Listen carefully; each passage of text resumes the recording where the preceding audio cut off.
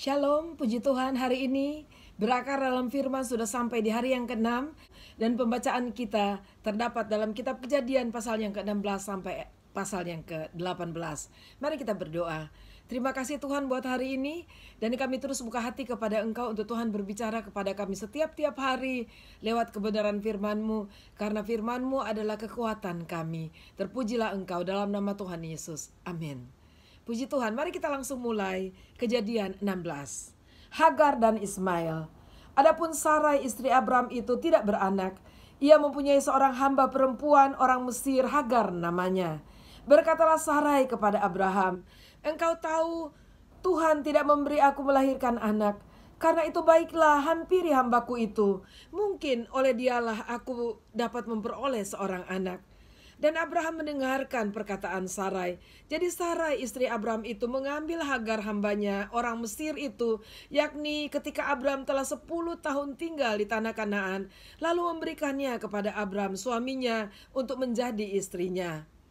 Abraham menghampiri Hagar, lalu mengandunglah perempuan itu. Ketika Hagar tahu bahwa ia mengandung, maka ia memandang rendah akan nyonyanya itu. Lalu berkatalah Sarai kepada Abraham, "Penghinaan yang kuderita ini adalah tanggung jawabmu. Akulah yang memberikan hambaku ke pangkuanmu. Tetapi baru saja ia tahu bahwa ia mengandung. Ia memandang rendah akan aku. Tuhan kiranya yang menjadi hakim antara aku dan engkau." Kata Abraham kepada Sarai, "Hambamu itu di bawah kekuasaanmu. Perbuatlah kepadanya apa yang kau pandang baik." Lalu Sarai menindas Hagar, sehingga ia lari meninggalkannya. Lalu malaikat Tuhan menjumpainya dekat suatu mata air di padang gurun, yakni dekat mata air di jalan ke Syur. Katanya, "Hagar, hamba Sarai, dari manakah datangmu dan kemanakah pergimu?" Jawabnya, "Aku lari meninggalkan Sarai nyonyaku."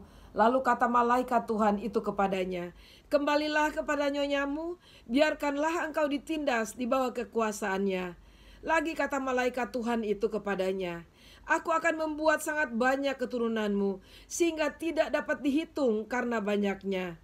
Selanjutnya kata malaikat Tuhan itu kepadanya, "Engkau mengandung dan akan melahirkan seorang anak laki-laki dan akan menamainya Ismail, sebab Tuhan telah mendengar tentang penindasan atasmu itu. Seorang laki-laki yang lakunya seperti keledai liar, demikianlah nanti anak itu. Tangannya akan melawan tiap-tiap orang, dan tangan tiap-tiap orang akan melawan dia, dan di tempat kediamannya ia akan menentang semua saudaranya." Kemudian Hagar menamakan Tuhan yang telah berfirman kepadanya itu dengan sebutan, "Engkaulah El-Roi," sebab katanya, "Bukankah di sini kulihat dia yang telah melihat aku?" Sebab itu sumur tadi disebutkan orang sumur Laheroi, letaknya antara Kades dan Beret. Lalu Hagar melahirkan seorang anak laki-laki bagi Abram, dan Abram menamai anak yang dilahirkan Hagar itu Ismail. Abram berumur 86 tahun ketika Hagar melahirkan Ismail baginya. Pasal 17. Sunat sebagai tanda perjanjian Allah dengan Abraham. Ketika Abram berumur 99 tahun, maka Tuhan menampakkan diri kepada Abram dan berfirman kepadanya, "Akulah Allah yang Maha Kuasa, hiduplah di hadapanku dengan tidak bercela. Aku akan mengadakan perjanjian antara aku dan engkau, dan aku akan membuat engkau sangat banyak."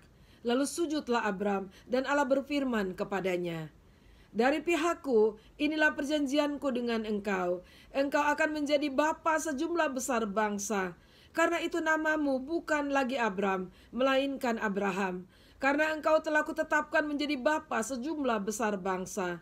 Aku akan membuat engkau beranak cucu sangat banyak. Engkau akan kubuat menjadi bangsa-bangsa, dan daripadamu akan berasal raja-raja. Aku akan mengadakan perjanjian antara aku dan engkau serta keturunanmu turun-temurun, menjadi perjanjian yang kekal, supaya aku menjadi Allahmu dan Allah keturunanmu. Kepadamu dan kepada keturunanmu akan kuberikan negeri ini yang kau diami sebagai orang asing, yakni seluruh tanah Kanaan akan kuberikan menjadi milikmu untuk selama-lamanya, dan aku akan menjadi Allah mereka." Lagi firman Allah kepada Abraham, "Dari pihakmu, engkau harus memegang perjanjianku, engkau dan keturunanmu turun-temurun." Inilah perjanjianku yang harus kamu pegang. Perjanjian antara aku dan kamu, serta keturunanmu, yaitu setiap laki-laki di antara kamu harus disunat. Haruslah dikerat kulit katanmu, dan itulah akan menjadi tanda perjanjian antara aku dan kamu. Anak yang berumur 8 hari haruslah disunat, yakni setiap laki-laki di antara kamu, turun-temurun, baik yang lahir di rumahmu, maupun yang dibeli dengan uang dari salah seorang asing, tetapi tidak termasuk keturunanmu. Orang yang lahir di rumahmu dan orang yang engkau beli dengan uang harus disunat. Maka dalam dagingmu lah perjanjianku itu menjadi perjanjian yang kekal. Dan orang yang tidak disunat, yakni laki-laki yang tidak dikerat kulit katannya, maka orang itu harus dilenyapkan dari antara orang-orang sebangsanya. Ia telah mengingkari perjanjianku. Selanjutnya Allah berfirman kepada Abraham, tentang istrimu Sarai, janganlah engkau menyebut dia lagi Sarai, sebab Sara itulah namanya. Aku akan memberkatinya, dan daripadanya juga aku akan memberikan kepadamu seorang anak laki-laki. Bahkan aku akan memberkatinya, sehingga ia menjadi ibu bangsa-bangsa. Raja-raja bangsa-bangsa akan lahir daripadanya. Lalu tertunduklah Abraham dan tertawa serta berkata dalam hatinya, mungkinkah bagi seorang yang berumur 100 tahun dilahirkan seorang anak, dan mungkinkah Sarah yang telah berumur 90 tahun itu melahirkan seorang anak? Dan Abraham berkata kepada Allah, sekiranya Ismail diperkenankan hidup di hadapanmu. Tetapi Allah berfirman, tidak, melainkan istrimu Sarahlah yang akan melahirkan anak laki-laki bagimu, dan engkau akan menamai dia Ishak, dan aku akan mengadakan perjanjianku dengan dia, menjadi perjanjian yang kekal untuk keturunannya. Tentang Ismail, aku telah mendengarkan permintaanmu. Ia akan kuberkati, kubuat beranak cucu dan sangat banyak.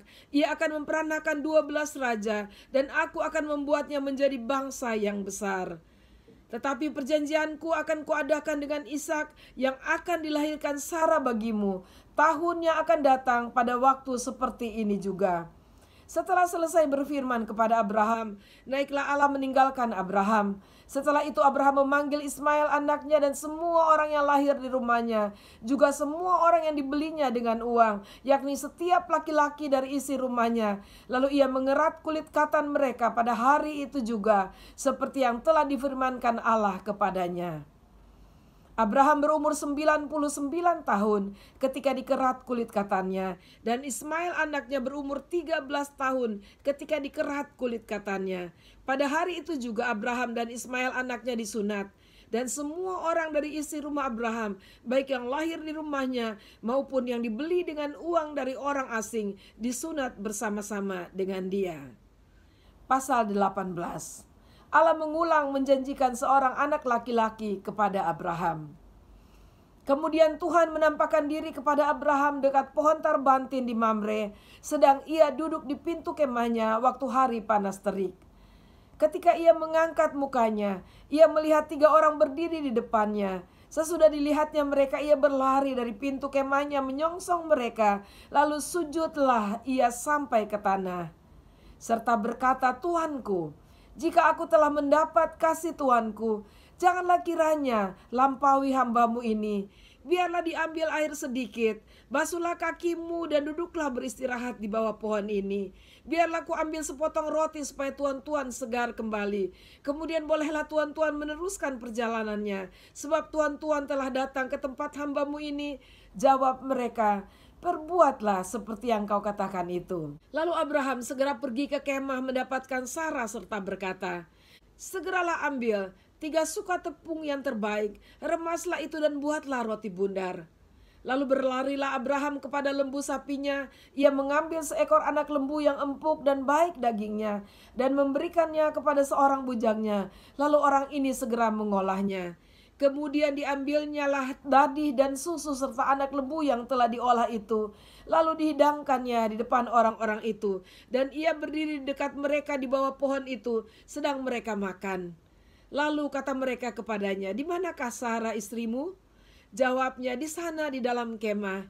Dan firman-Nya, sesungguhnya aku akan kembali tahun depan mendapatkan engkau. Pada waktu itulah Sarah istrimu akan mempunyai seorang anak laki-laki. Dan Sarah mendengarkan pada pintu kemah yang di belakangnya.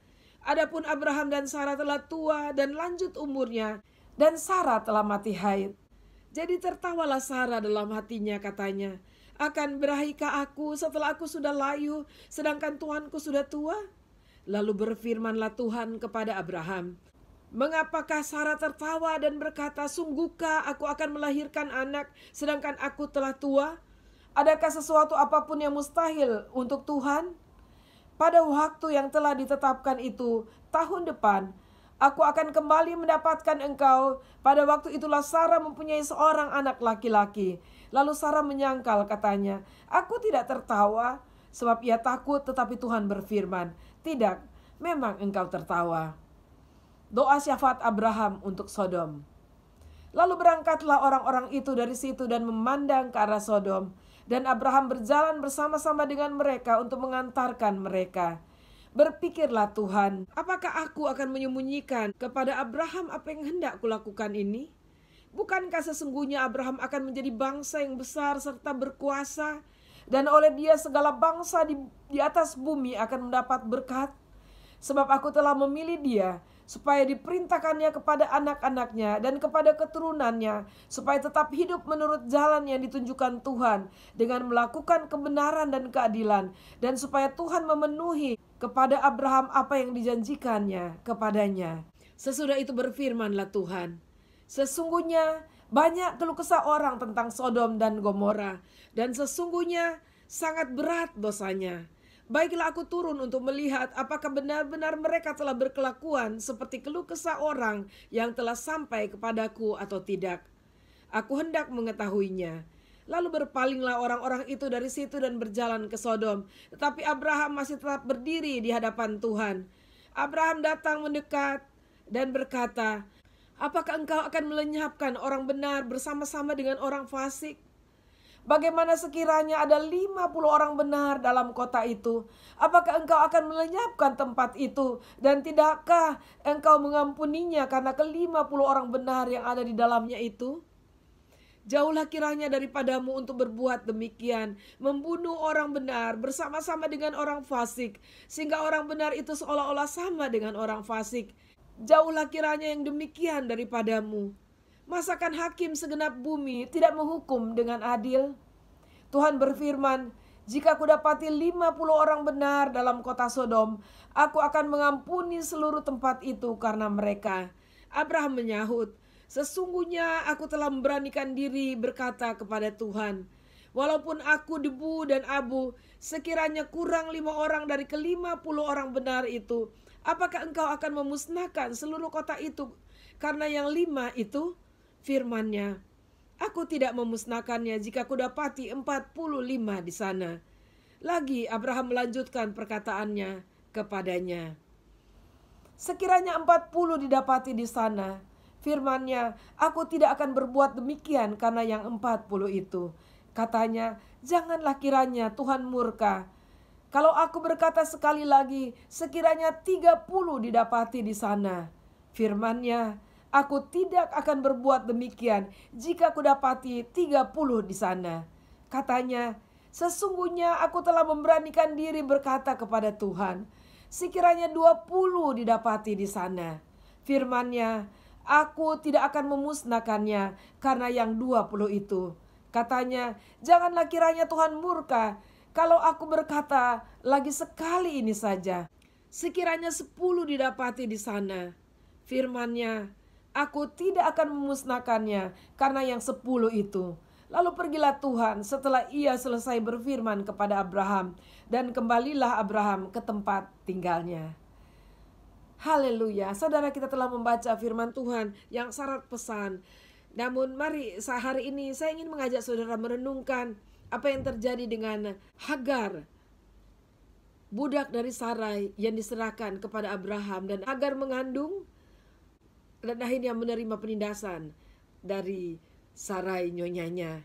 Kita melihat bahwa Tuhan adalah Allah yang adil dan mengasihi setiap manusia. Kita melihat bahwa Tuhan juga ada bagi orang-orang yang tertindas. Sebab itu kalau saudara merasa saudara diperlakukan tidak adil, saudara merasa saudara tertindas, tetaplah bersabar. Kadang-kadang Tuhan mengizinkan penindasan itu terjadi, bukan untuk menghancurkan kita, tapi untuk kita dapat melihat bagaimana Tuhan juga mengasihi kita, dan Tuhan sanggup melakukan hal-hal yang besar. Buktinya, Hagar mendapatkan janji berkat dari Tuhan. Sebab itu mari tetap setia kepada Tuhan. Tuhan adalah Allah yang baik, yang penuh kasih, dan dalam keadilannya Dia tetap memperhatikan umatnya. Terpujilah Tuhan. Kita berdoa bersama-sama. Terima kasih Tuhan buat firman Tuhan yang kami baca, dan boleh memberkati kami. Apapun yang kami tangkap secara pribadi menjadi remah bagi kami, biarlah Tuhan berkati sehingga hidup kami terus berpusat kepada firman-Mu. Terpujilah Engkau Tuhan, berkatilah hari ini bagi kami sehingga hari ini menjadi hari berkat, hari yang penuh dengan sukacita, dan biarlah kami boleh mendapatkan kesempatan untuk menjadi berkat juga dan menjadi terang bagi sesama kami. Dalam nama Tuhan Yesus kami berdoa. Amin. Puji Tuhan. Sampai jumpa besok. Tuhan Yesus memberkati. Amin.